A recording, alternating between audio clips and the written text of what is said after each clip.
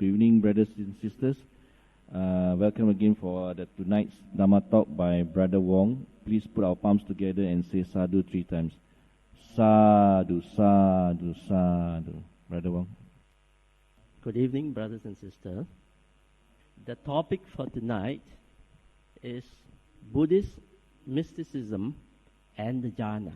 And I think this topic will be more interested because you will be quite curious to know what exactly is Buddhist mysticism. Well, I hope my first sentence does not disappoint you. It says, many people have a wrong view on Buddhist meditation. They tend to associate meditation with something mystical. But actually, there is nothing mystical or supernatural about Buddhism. Everything we talk about in Buddhism is supernormal. The two words, supernatural, means a creator or a special power outside that controls the universe or the world. Supernormal means things attainable by a normal human being through cultivation of the mind. So, two terms I use there. Supernatural versus supernormal. When some religion talk about their God, it is supernatural. And they usually associate supernatural with omnipotent, omniscient, and omnibenevolent, isn't it? All knowing in everything. He knows. All right. Now, I just like to talk. You see, when you talk about meditation, we are actually talking about jhanas, the jhanas. And these jhanas are all natural. They are natural.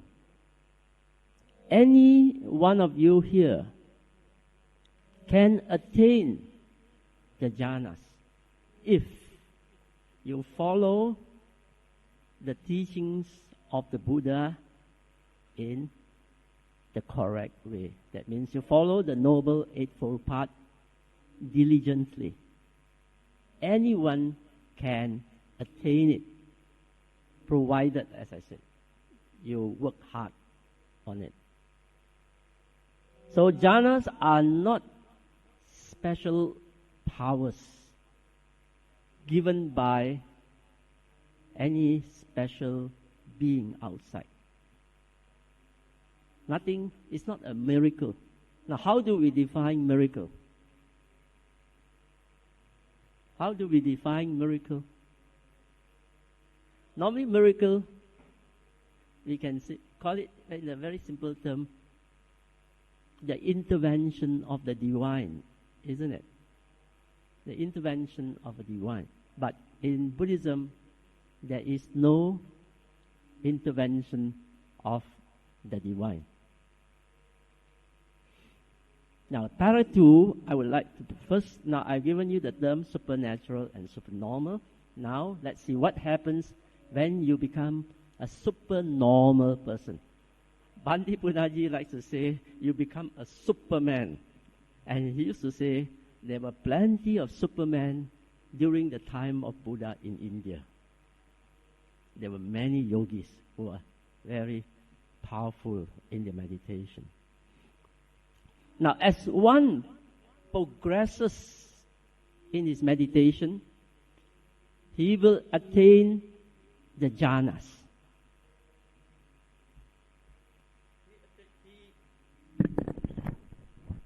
He attains the jhanas, They call them level of tranquility. And in Buddhism, they use a term for the different level. They call it the first jhana, the second jhana, the third jhana, and ultimately the fourth jhana. And it is said that when one attains the fourth jhana, on his way to awakening, he will, or he may, I use the word, he may or he will obtain certain special powers, which we call them the abhinyas.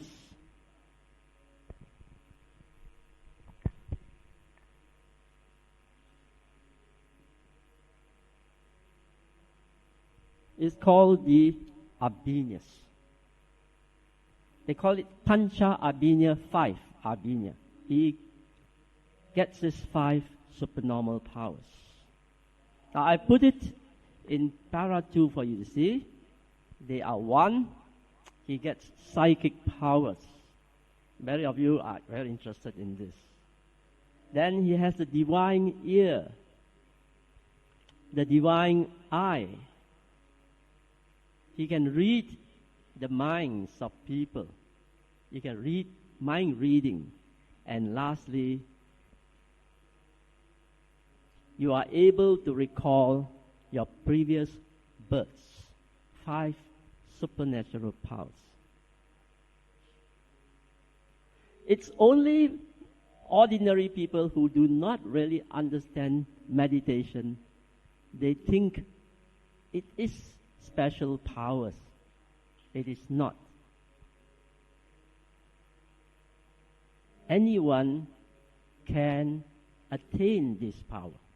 All right, that's my introduction to this so-called Buddhist mysticism. Now, what are the 5 super normal powers? Now, they are called the pancha abhinya. The first one I put there are the psychic powers. By the way, once you are familiar with the Nikayas just now where we wrapped off, you will find that a lot of these things are mentioned in the book, in the suttas. So what I say or mention to you are quoted, taken from the suttas, just as other religions will quote their holy books to show miracles or the special powers of the teachers. They call it miracles. You see, we call it supernormal powers. In some religion, they call it miracles. I say the intervention of the divine. Or in some not so occults, they may call it magic.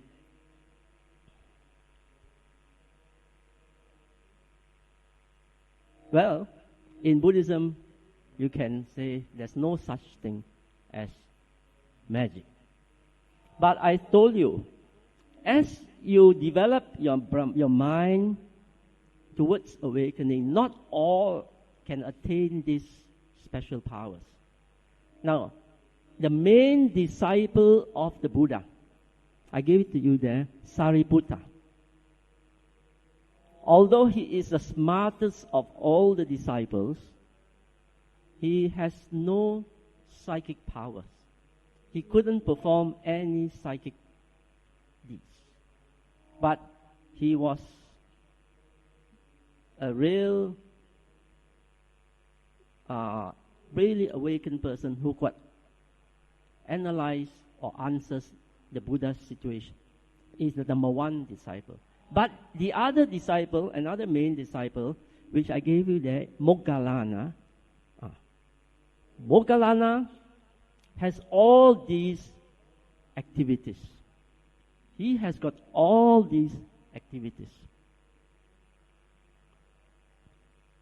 Now, I would like to quote this one. Then you see for yourself. I just take one quotation to show you what it says about psychic power. Then maybe we can discuss a little bit from that quotation. Now, this quotation is from the Sihananda Sutta. Sihananda Sutta, they call it the Greater Discourse of the Lion's Roar. It came from Majjhima Nikaya, number 12.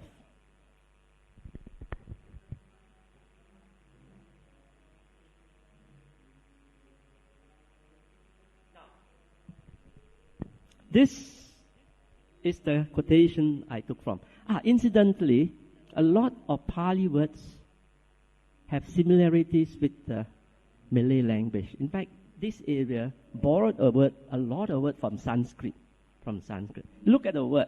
Maha is big. Siha is singer. Lion. Nada in Malay is what? The tone. Now you put together, it is the lion's tone, you call it the great lion's roar. That's how Sanskrit works. And a lot of languages in this area are actually borrowed from Sanskrit. Okay, let's read. Then you'll get intrigued by what it says here. I didn't say it. The sutta says it. The last paragraph in page 1. That blessed one is accomplished, fully enlightened, perfect in true knowledge, and conduct sublime, knower of the world, incomparable leader of persons to be tamed, teachers of God and human being. By the way, the Buddhist definition of God is only little God, small God, like angels or something like that, and enlightened, blessed. Actually, the words you can use to describe the Buddha here is actually the same 3 words you can use for the gods. He is omnipotent, omniscient, and omnipotent. He is all-knowing also, all-powerful. Now, what are the things he enjoys? Let's see. That blessed one enjoys the various kinds of supernormal power. You see, the word here I said is the supernormal powers.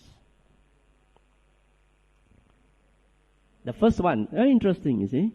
Then you can discuss it in light of modern time, maybe. Having been one, he becomes many. Having been many, he becomes one. You see, he can appear in different places at the same time. When we here, he can be there. So when you ask, when can this happen? It's teleconferencing, is this?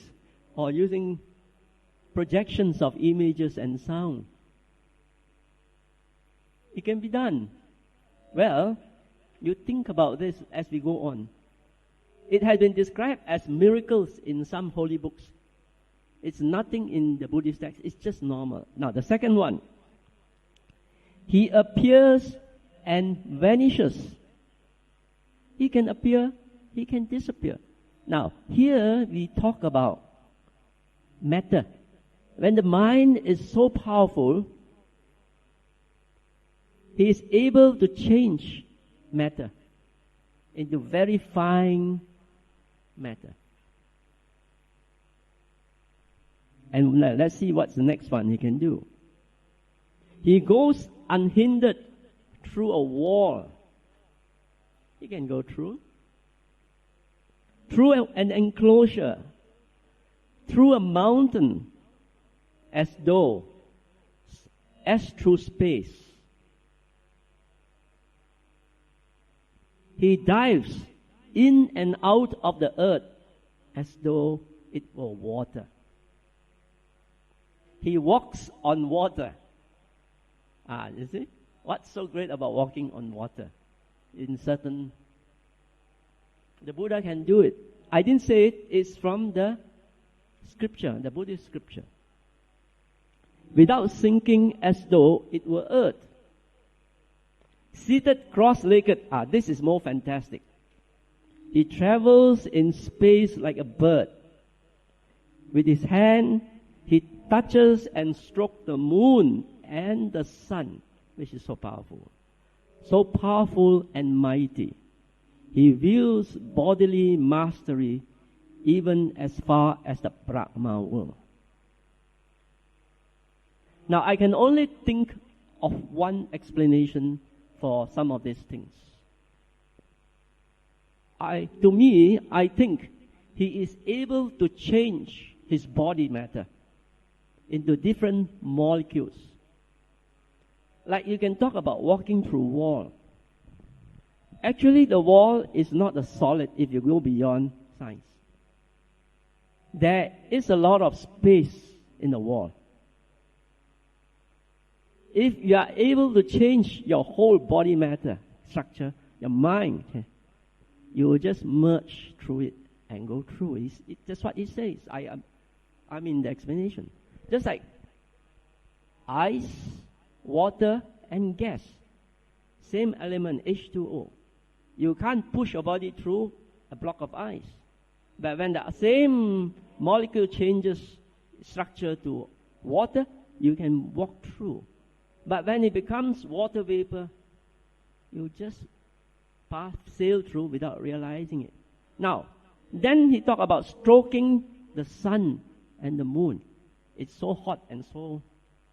How can you do that? How can you reach the sun and the moon?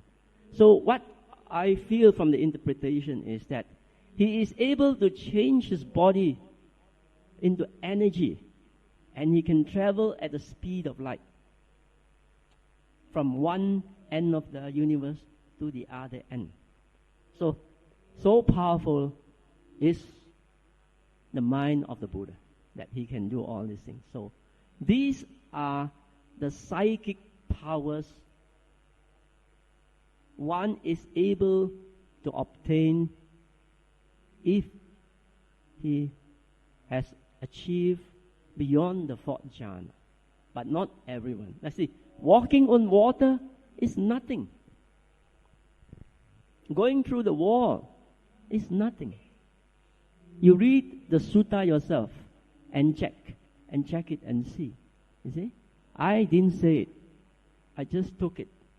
Of course, in this situation, page 2, it is very difficult for a lay person to talk about that, because sometimes our understanding of certain things is beyond us, the understanding of certain things. Just like today you talk to me on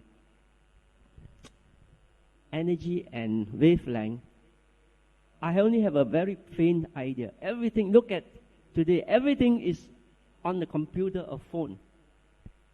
Signal, all signals.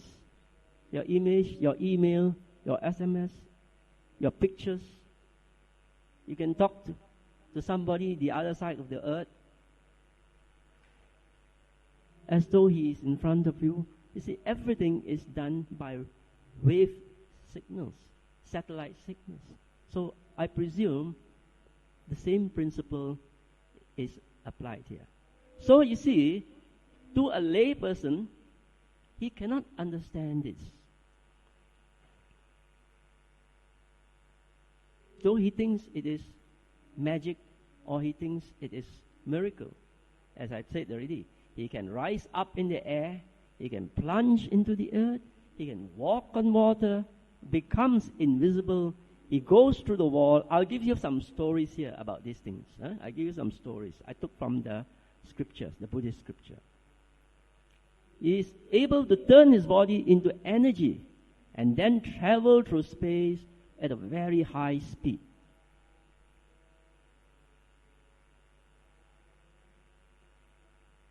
Well, it's similar to today you explained to me how the iPhone works.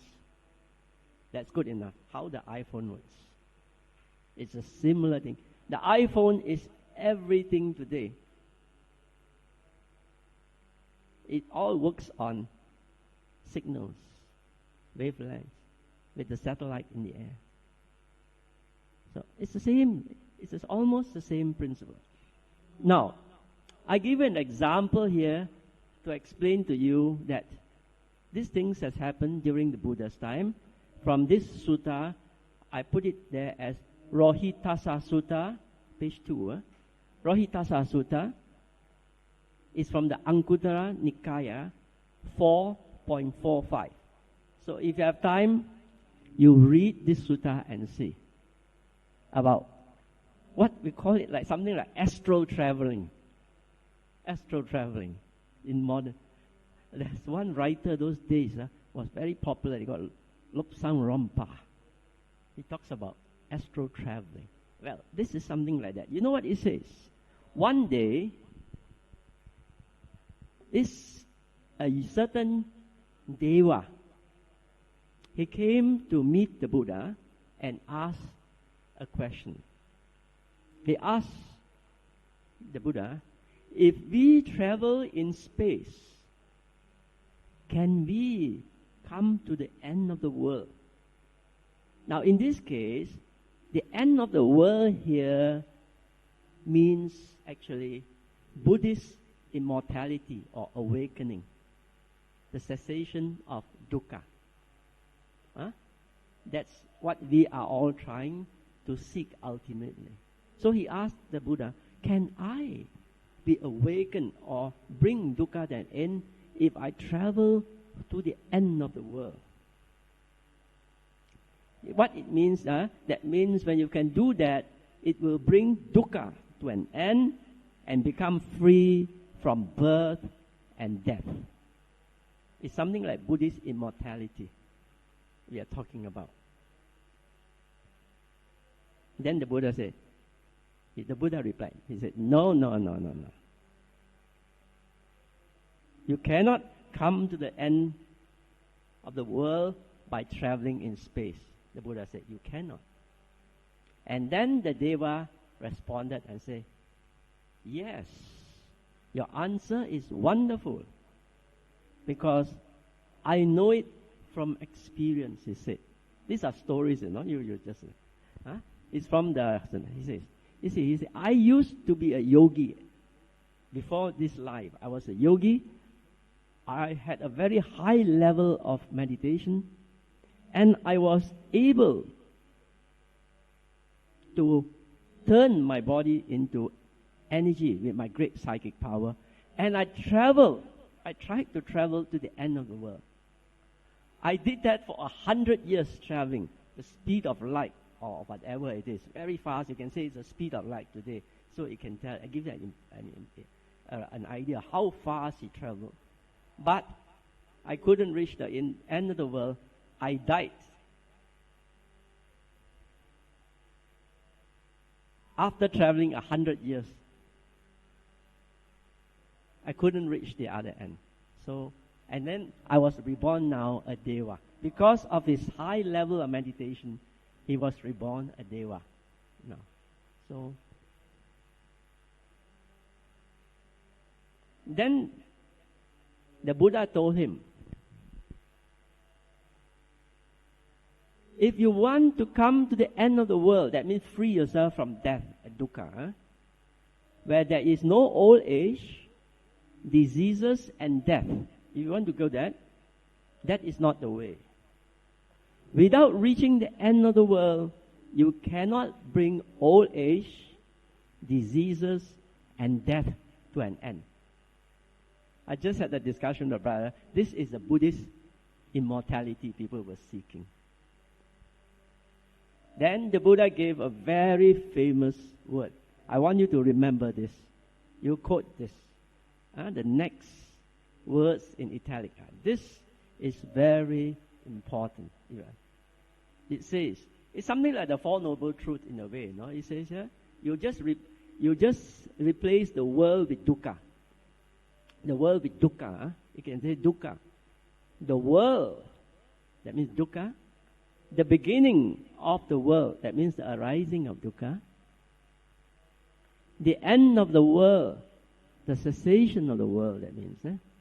the cessation of dukkha, and the path leading to the end of the world is right here in this fathom long body itself, with its perception and conception, your thinking, your interpretation.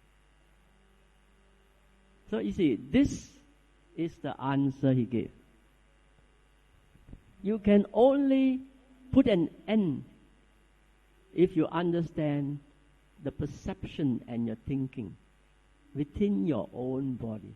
So in other words, it says, it's found in your own body, and this is the thing I intend to do on Monday's lesson, on the Paticca Samuppada, to see this, to help you. But I'm afraid it might be a little bit deep for some people, but I didn't know. But I think it's good for, at least in a very general term, for those who have a little bit more knowledge, to get an idea of what it is about. So keep this sentence. It's a very good quote.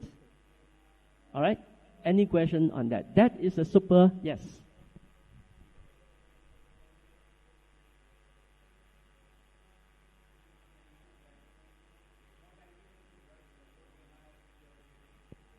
Please, I can't hear you. Can you tell me what page?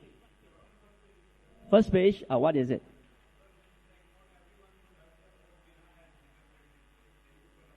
Yes.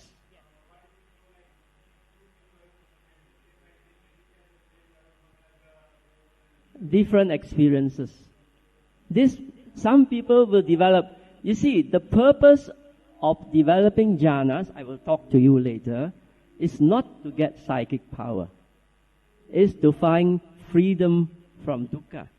But in the process, in the quest for awakening, some attain these supernatural powers, supernormal powers. Some do not. But they still can be awakened.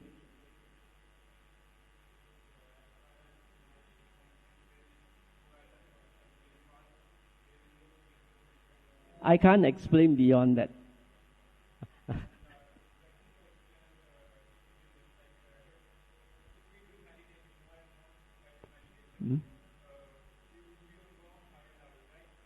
You will be?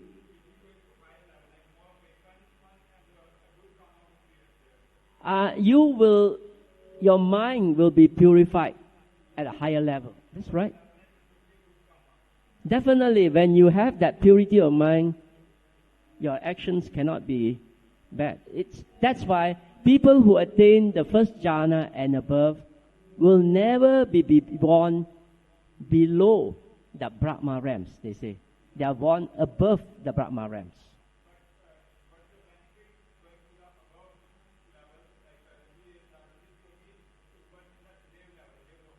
Mm-hmm.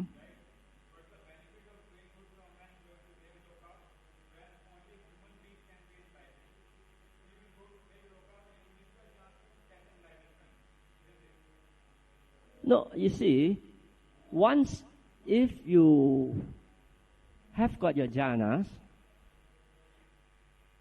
in your future birth, things are easier. You don't get awakened in one birth.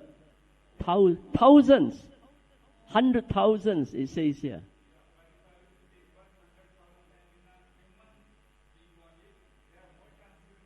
But you'll be reborn a human again, eventually. And then you find that some people are more you see, some people can meditate at a much faster speed. They say perhaps of their previous lives. I don't know. These are something. That's why it's all experiential.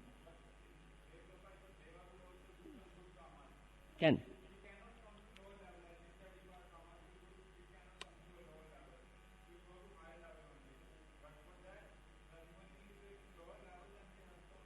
There's only up to a certain level you don't fall back. When you are a Sotapanna. When you become a Sotapanna, the four sainthoods, the fourth level. Once you see that, you maintain at second level and you keep on going. But until you see that, until you see a glimpse of Nibbana, that means a Sotapanna, you still not on the track to awakening. You are still developing only your jhana. It doesn't mean you can see nibbana yet. You haven't. You have not seen. Only at sotapanna you see it, and then you will not fall back. Once you reach even the abhinyas, they call it what is the word? The Chinese call it the pure land, the pure land. Now it slipped me now. What is the ram now? I said, then he will not fall back, and they will only be reborn at that level when your meditation is of a certain degree. You can only be reborn there. Yes, I know. Now then the next one is the divine ear. The divine ear. Now, when you have this divine ear, you are able to hear a person halfway around the world or in the next world, in the next realm, or elsewhere. Well, it sounds a bit difficult, but today, with your iPhone, you can talk to your friend in England or Australia as though he is in front of you with the Skype. Well, I think if we use a little imagination, it's something like that. You see, the power of the mind. And there are stories there where Moggallana, on one instant I sit there, he had a chat with the Buddha and his face was different. And Sariputta noticed his face was different. Then he asked Sariputta, what happened? He said, I just had a talk with the Buddha. Then he said, where is the Buddha? He says, the Buddha is not here. He's somewhere far away. So if we say that to ordinary people, then people say, no, it can't be done. You see? But he did it. But now you can talk to your friends halfway around the world and look at him also. That is the divine ear. You see? Then the next one is, he can read the mind of others. Now in this case, you see, sometimes you talk about monks who do fortune reading, all these things, isn't it?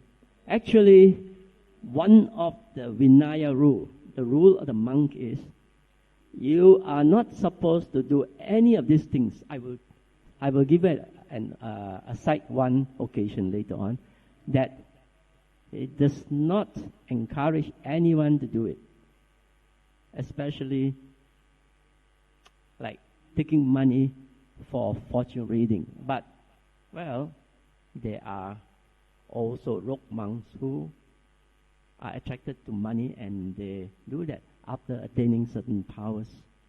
Now, I read this one. You see, he knows the mind. You see, anyone who has this power can perform it. He knows the mind of other beings, of other persons, by penetrating them with his own mind. He knows the greedy mind as greedy, and the not greedy ones as not greedy. Knows the hating mind as hating, and the not hating one as not hating. He knows the deluded mind as deluded, and the not deluded one as not deluded.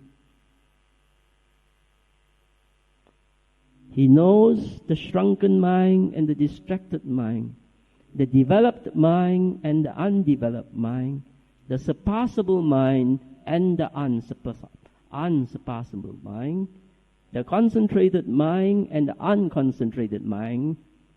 Actually it means, the word is sati here, the freed mind and the unfreed mind. That means freedom from dukkha ananda. Now if you look at this whole thing, actually he is still talking about what? the nature of the mind. I go out a little bit here. You see, he talks still about the nature of the mind.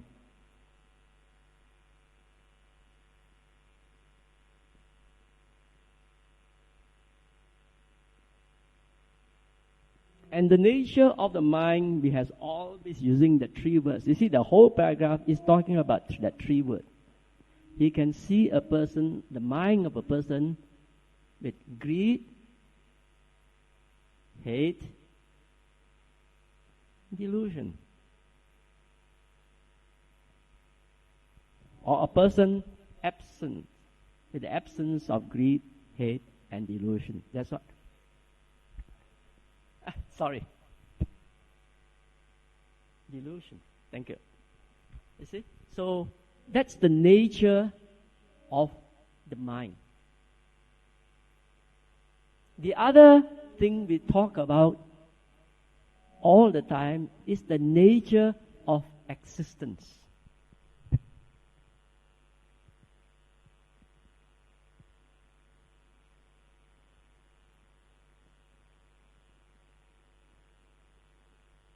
What are the three words we use today?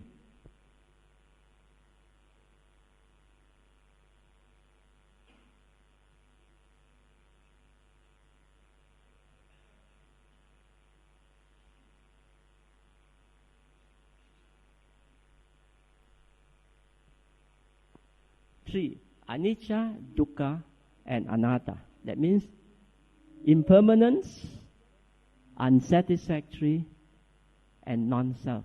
That is the nature of existence.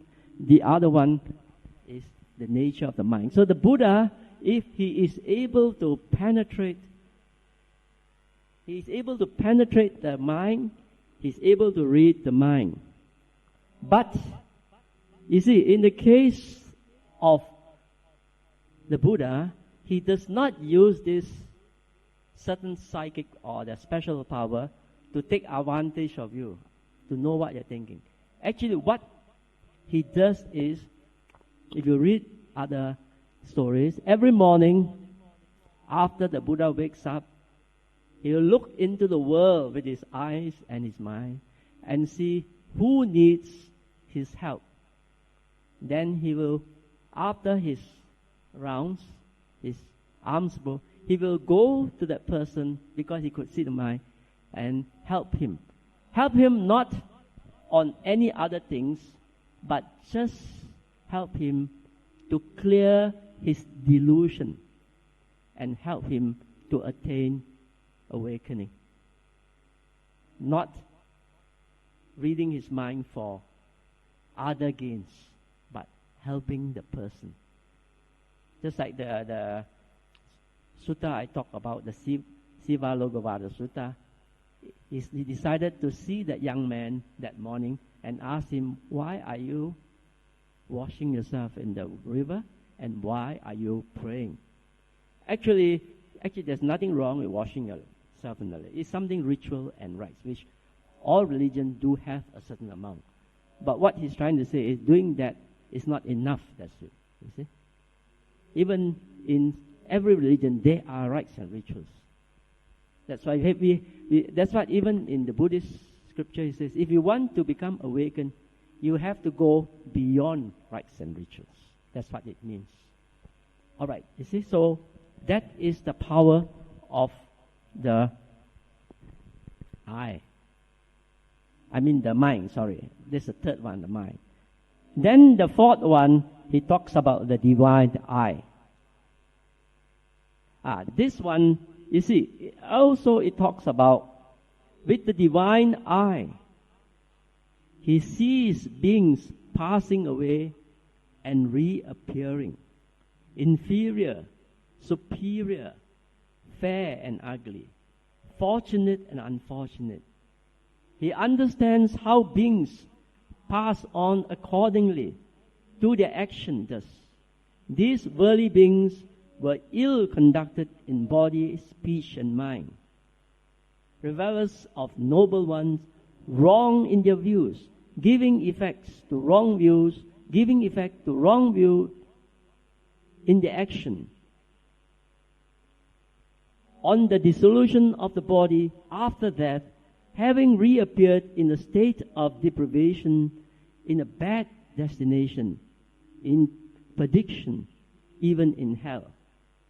Now it goes on to say, those who have done the mind that are good, not greedy, not evil, not delusion, they, when they pass away, they will be reborn in good states. Now, with the divine eye, the Buddha has the ability to see how people are reborn.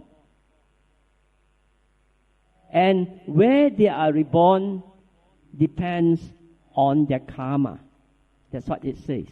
They are able to see how the rebirth, and where they go. Fortunate,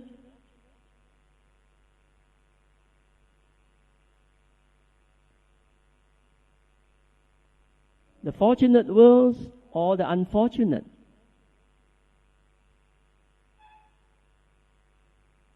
Or in unfortunate world. That's what it says there. Those whose actions have not been proper, have not been good, he can see when they die, they are reborn in very poor realms.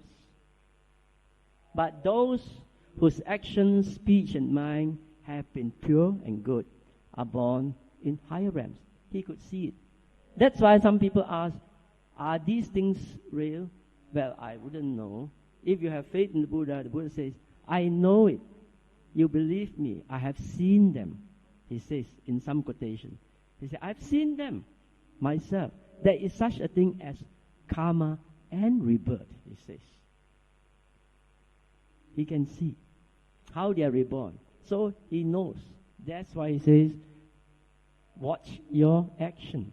Your action will determine the type of karma, and the type of karma will decide on your type of rebirth. So that is what the divine eye can do. And the Buddha is very good in this, as I told you earlier on.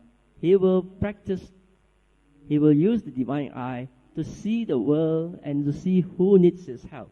Not so much as a look into unnecessary things, but mainly to help disciples who need his guidance.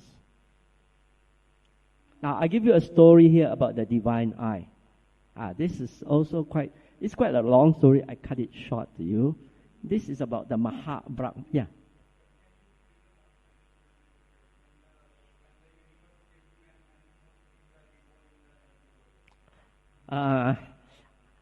I try and give it to you in a way, because this is a different topic altogether. That's why you see my notes were in a series for my class.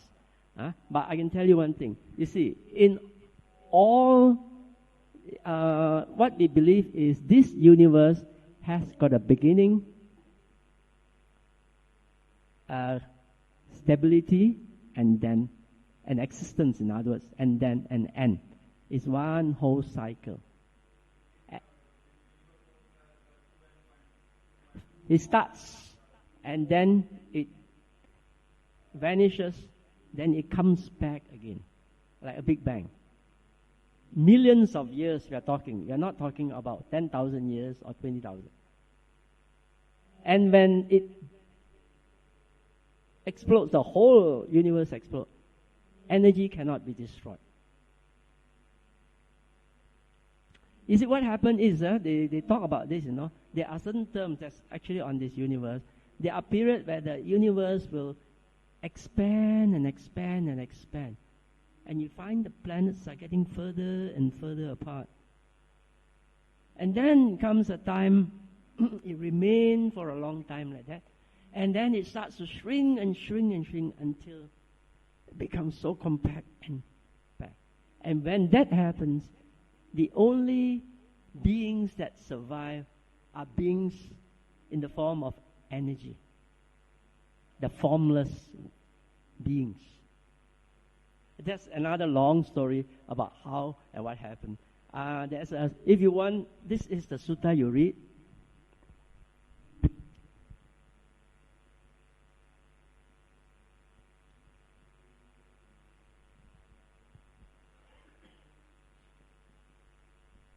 The Aganya, I think it's A-G-A. You just say, I'm not sure of the spelling here. A-G-A-N-N-A or A-G-G-N-A. You check the Aganya Sutta. It talks about the beginning of the world. That is the genesis of the Buddhists. The Buddha's Angana. Brother Liu, how do you spell Aganya? I'm not sure. A-G-G-A-N-N-A, A-G-A-N-N-A or A-G-G-A-N-A. You just check. I think it might be A. Huh? Anyway, you check it. You check it, or A-N-G. A-G-A-N-N-A, I think. N-N-A, Aganya. You check it, okay? Because this Pali word, sometimes I get confused with the double N's. Now, this story about this Brahma, you see, this Brahma, I have to cut the story short, otherwise it's too long. He was born in the Brahma realm. Actually, he was born the first to be born there in the Brahma realm. And then he says, I wish I had some people with me. I'm so lonely. And by the way, when you talk about Brahma realm, it means their age span is 500,000 years or so, no? Not like our 100 years lifetime. So he thought, I wish there were other beings to accompany. And so happened, over the period of time, beings popped out with him. And so when this happened, he gets the wrong idea and says, wow, I created beings by just wishing.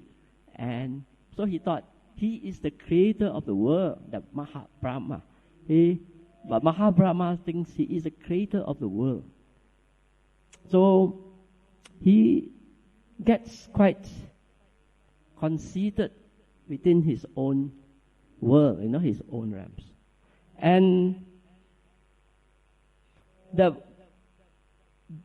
Buddha, with his psychic powers, could read his mind, could see it. So he thought one day he would travel to the Brahma realms. These are stories, you do not have to believe. It's just, he traveled to the Brahma realms to meet the Mahabrahma. And when he reached the Mahabrahma world, the Mahabrahma says, how did this human being come here? I am the creator of the world. I am more powerful than a human being. What is he doing here, trying to tell me something? So, of course, the Buddha could read his mind. And he knew that Mahabrahma was not willing to listen to him. So, he made a bargain with the Mahabrahma and said, okay, you are so powerful, the Mahabrahma. Can you make yourself invisible and I can still see where you are? So the Mahabrahma is powerful, very powerful. He could change his body, make himself invisible in various forms. But every form the Mahabrahma took, the Buddha could see him with his special eyes. You are there. You are there. You are there.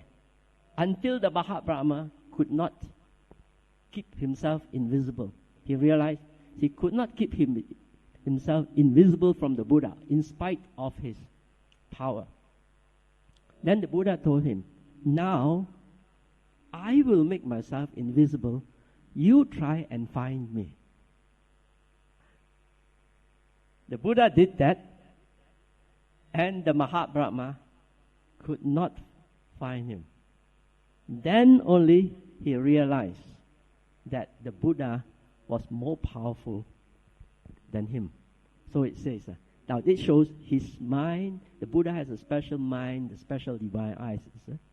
Then the Buddha started telling him, you know, You are born a Mahabrahma because you were a great meditator before.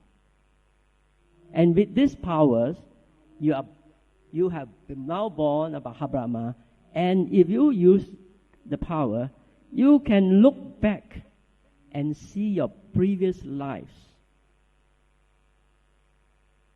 The Mahabrahma looked back and realized, yes, in his previous life, the one life, he was a human being. He did meditation. That's why he was reborn a Mahabrahma. And with that, he was convinced, yes, the Buddha is right. I am not the creator of the world. I can still be reborn. And I was reborn in the previous life.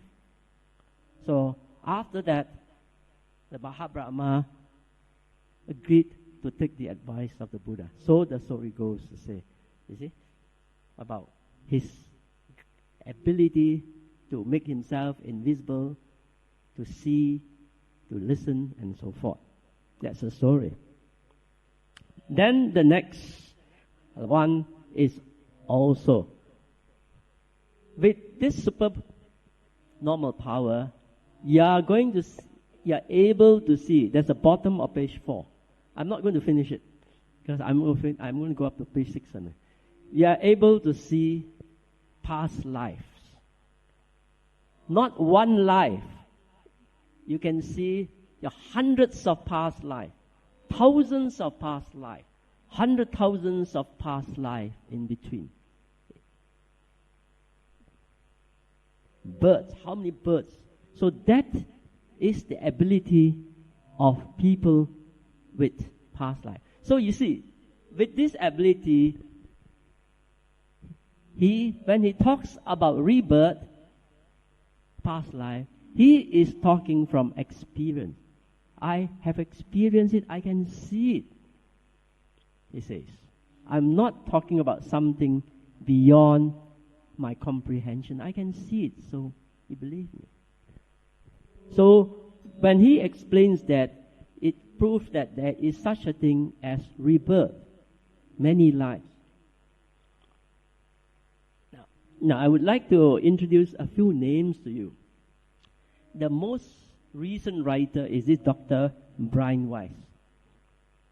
He's a psychiatrist, and he wrote a very interesting book called Many Lives, Many Masters, Many Lives. And he is a Jew, no? I think he's a Jew, and his patient, Catherine, is a Catholic. But he tried to help this patient, and he was able to, the patient was able to recall a lot of their past life. This is only one of the example of books. Then, of course, under hypnosis, people can also recall their past life sometimes. But in this case, there are certain limitations, it says. So it says, I read. You cannot go beyond certain amount, and how accurate is regression, I'm not sure. It says. They call it regression. Go back, regression. But it can be done by hypnosis. And then, of course, there's another person, Ian Stevenson. He was in the East. Then he started collecting a lot of stories about young people, special people, who could recall their life. Then when he did certain investigation, he brought the young kid and checked, He said previous life, he was there, he was there. Then they went and found certain things were true. To cut the story short, these are certain, you can follow through with this name if you want. Go and click these names on the net. You will get the stories about this Brian Weiss and Ian Stevenson, about what they talk about, rebirth. So it's true, it says. So these are the special powers you can get if you are able to attain the jhanas. But they are not magic. To sum it up, psychic powers, special ear, special eye, be able to read the mind, and able to see your past rebirths Not one, not two, but thousands of it. But you know what the Buddha said? He says that is not important in the quest for awakening. You see, the more important one is I try to help you to eradicate. I put it in number 6, that is the one. Asavakaya. Asavakaya jnana. It means the destruction of all fetters, or all cankers are like fetters, the destruction. This is the 6, they call it. That means the Buddha pointed out that the purpose of developing the jhana is not to obtain this supernatural power, supernormal powers. It is with this knowledge that one is able to see the Four Noble Truths. That is more important. And being able to see the Noble Truth will lead to the extinction of all defilements and bring an end to all suffering. This is really what the Buddha was trying to teach his disciple. Not meditate, not so much for the special powers, but to bring an end to dukkha. But if you do obtain such special powers, well and good. Do not abuse it. I do not intend to finish the whole. No, I'll give you another page, and then the rest is for your own reading. Because now I just want to talk about this. This is important. The Buddha's attitude towards the so-called miracles. What did the Buddha tell the? There are many occasions the Buddha gave advice to his disciples. The Buddha did not encourage his disciple to display these supernormal powers, to impress people, to gain followers. It reminds me of what?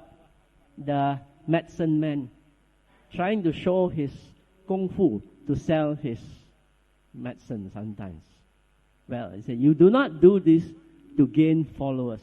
In fact, some of his followers did ask the Buddha, Master, I think these people in the market are quite interested in certain powers. Why not we impress them and get the followers?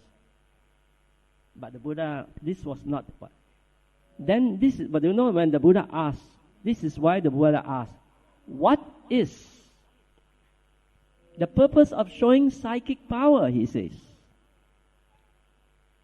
He asked the people, what's the purpose of showing psychic power? You see, ordinary people want psychic power is to boost their ego. That's not the purpose, he says. You should not have ego. Some of them, you know, I hear, they say some masters are very high in their meditation. Very high.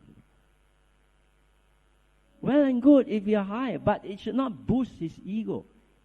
His purpose is to reduce his ego towards awakening. So he says to a lay person, he doesn't understand.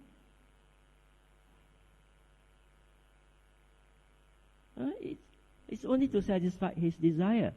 Then to a lay person, you see, a person who is able to display psychic power, he can be impressed by it for the wrong reason.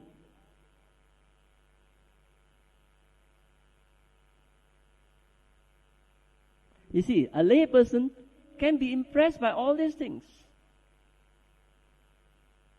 A believer especially will be impressed. That's why the Buddha said, what? So great. To a believer, he's impressed. He has faith. So he believes, oh, these are all miracles. It doesn't lead him to awakening. And then he says, you know, to the unbeliever, no matter how you do it to them, to show them, they say it's a trick, it's a trick. He will not believe it. Even if it's a genuine psychic power, he will not believe it. You look at David Copperfield and now what? The other Blaine. Is it Blaine? With the next one now who's so good. You see it on the YouTube, how he even showed one on levitation, you know. He had one on levitation. David Bain, is it? The latest. So he says, no.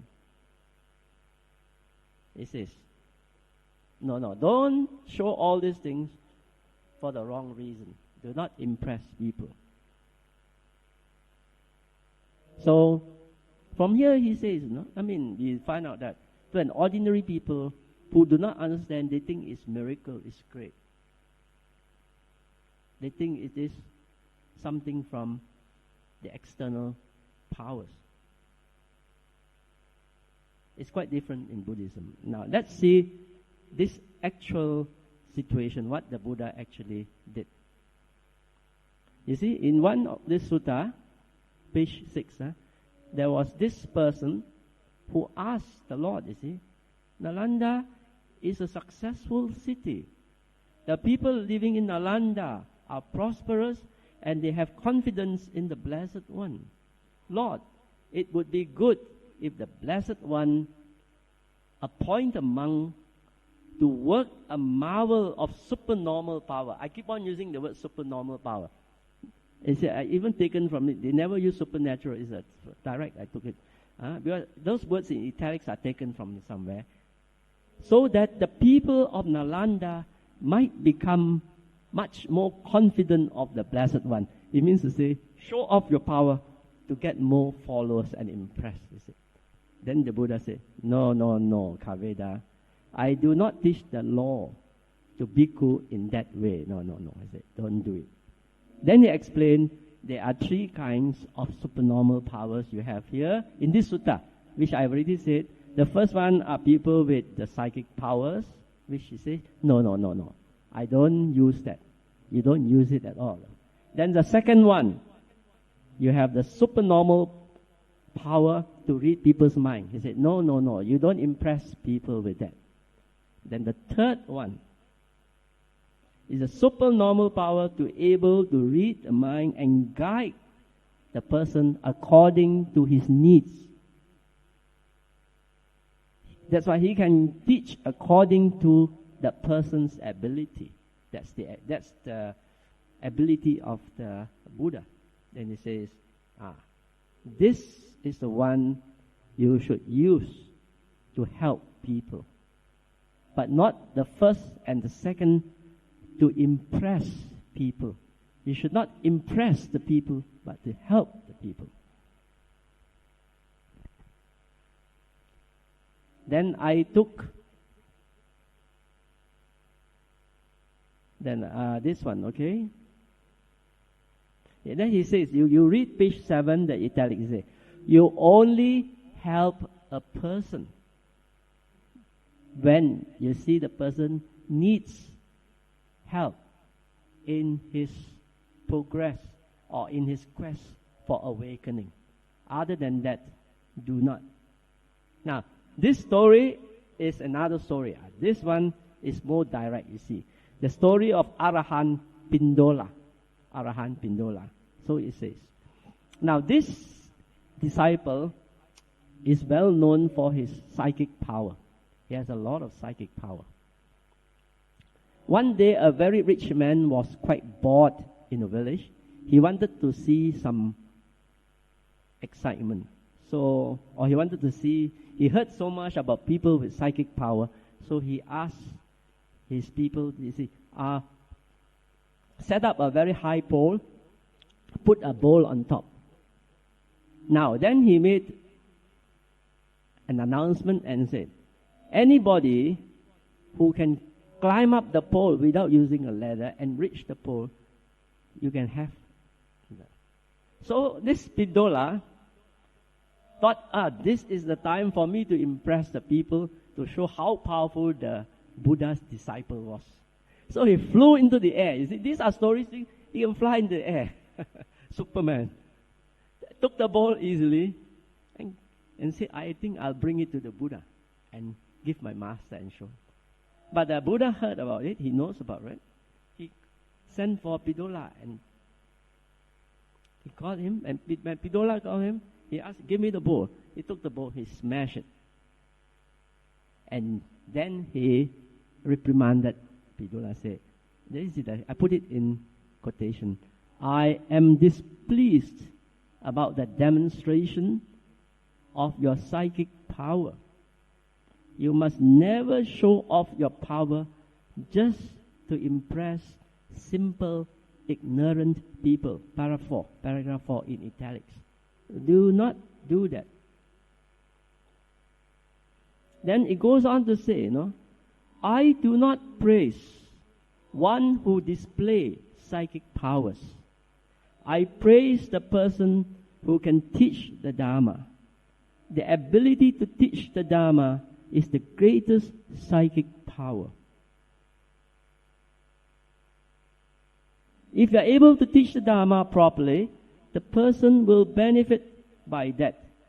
If you show psychic powers, that person will not benefit from that.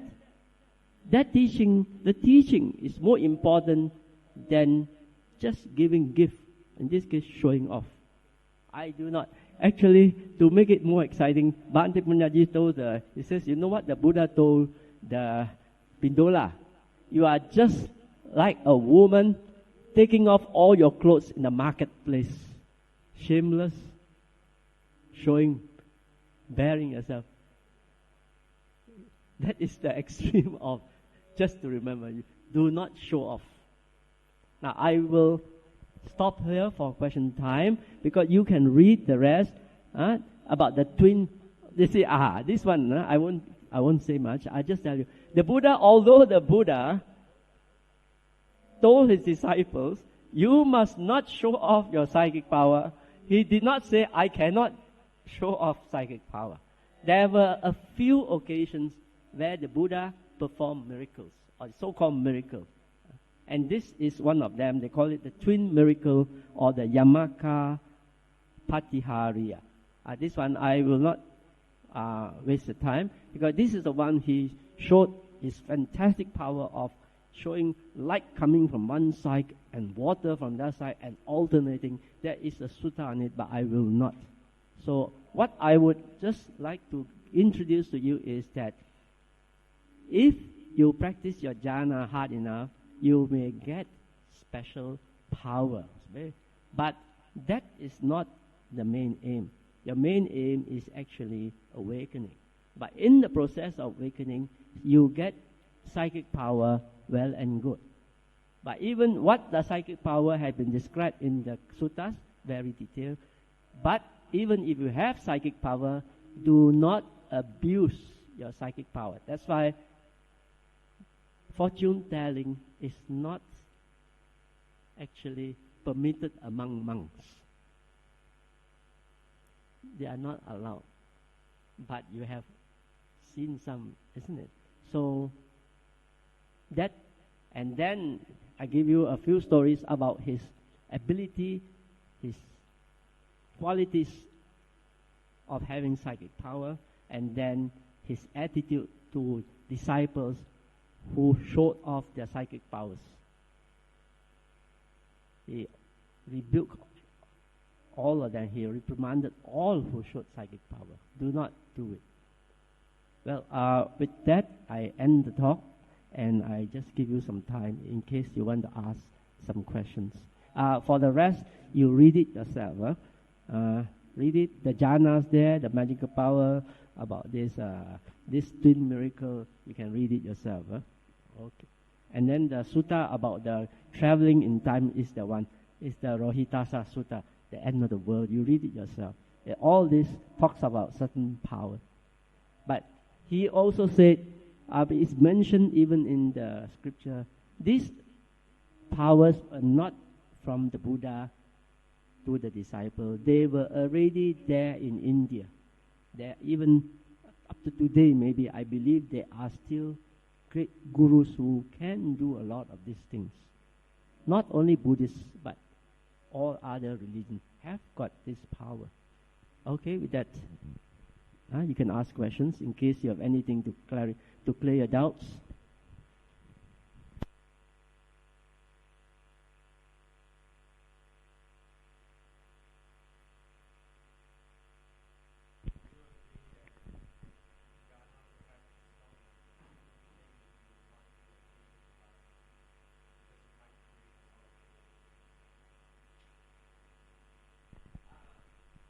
as I said earlier on, it's not whether you want or you do not want.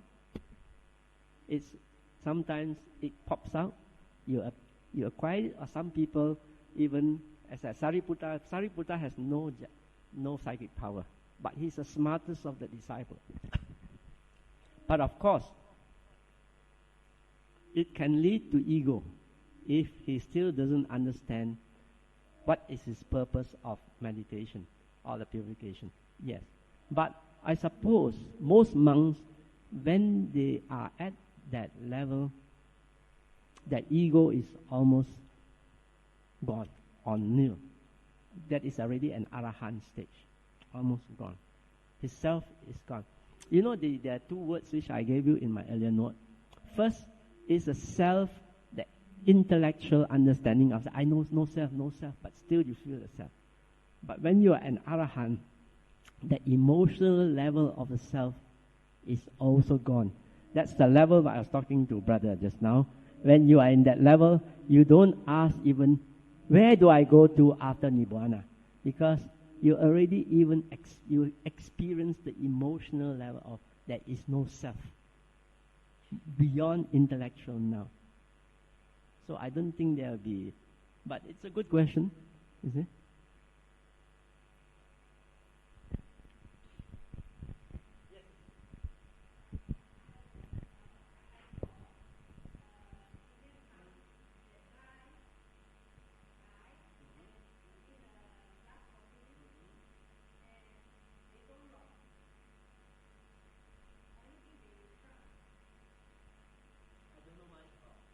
I have heard about stories about that, but I don't know much about that, especially in Thailand they talk about it.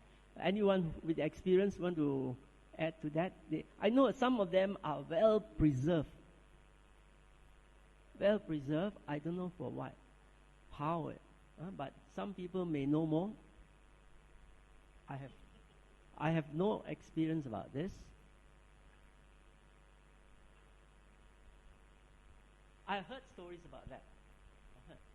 They can be preserved. I think, Brother Wong, basically meditation is the purification of the mind. Cleansing your mind. When you purify your mind, your whole system is your senses, the other senses will be alerted, you see. And maybe probably each individual had different karma. I think in the case of Sariputta, what I read that he has some powers, but not to the extent of, like in a great level. Take the case of Devadatta, who is the Buddha's brother-in-law actually. So, and he has extreme powers. And what did he use for? His ego is attached to that. You're right, but as you go along, like for example, you want to go to the top of the mountain view, you stop at halfway of the mountain where you have the perfect, nicest view. That's where the jhana is, but you still have to continue your journey. So, you have to cultivate that wisdom. This is the byproduct. So if you have that in your previous karma, maybe you're a deva, or you definitely can develop it, but this is the byproduct. We are not looking for this byproduct. The ultimate destination is the nibbana. So that's my thinking. Yeah. Yes. But the sutta is just to describe and to show that this thing can happen. You will develop this. Somehow or rather, do the meditation, practice it, keep the precept, keep everything, and then you see how do you feel your own senses. Yeah. Let's put our palm together and say sadhu 3 times to Brother Wong. Sadhu, sadhu, sadhu.